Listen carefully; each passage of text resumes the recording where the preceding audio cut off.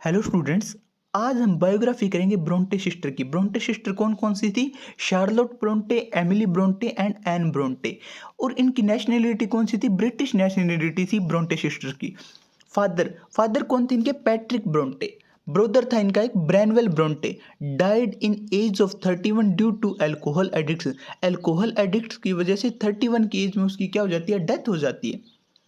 Bronte sister education completed at home. Bronte sister ने अपनी education को कहाँ कंप्लीट किया था? होम में ही कंप्लीट किया था।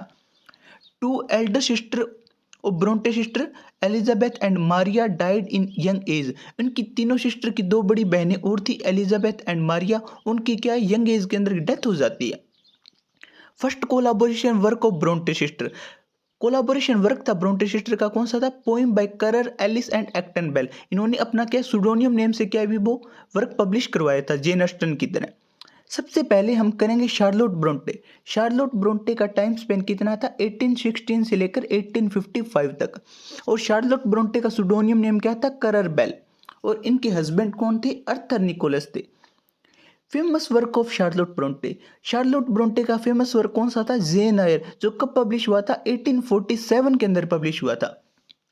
और इसकी प्रोटैगनिस्ट कौन थी? जेन एयर थी। और हीरो कौन थे इसके? मिस्टर रोचेस्टर थे।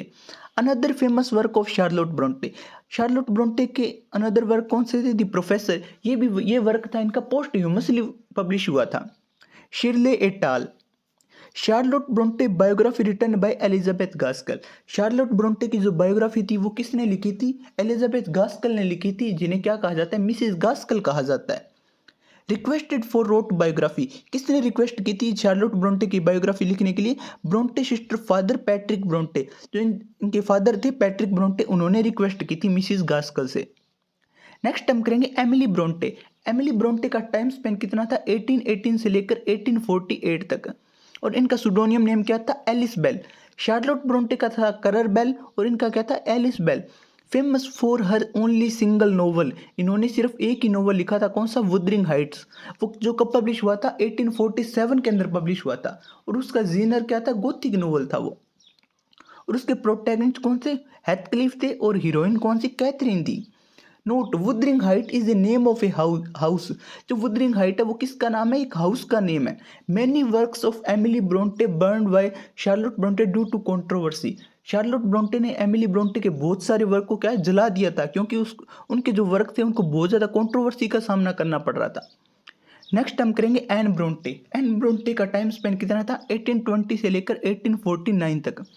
और इनका क्या सुडोनियम नेम था? Acton Bell. शार्लोट ब्रोंटे का था करर बेल, एमिली ब्रोंटे का एलिस बेल और एन ब्रोंटे का क्या था? Acton Bell. Famous for her work. वो अपने कौन से वर्क के लिए फेमस थी? The Tenant of Wildfell Hall, जो कब पब्लिश हुआ था? 1848 के अंदर पब्लिश हुआ था। और उसका जीनर क्या था? गोथिक नोवेल था। Thank you.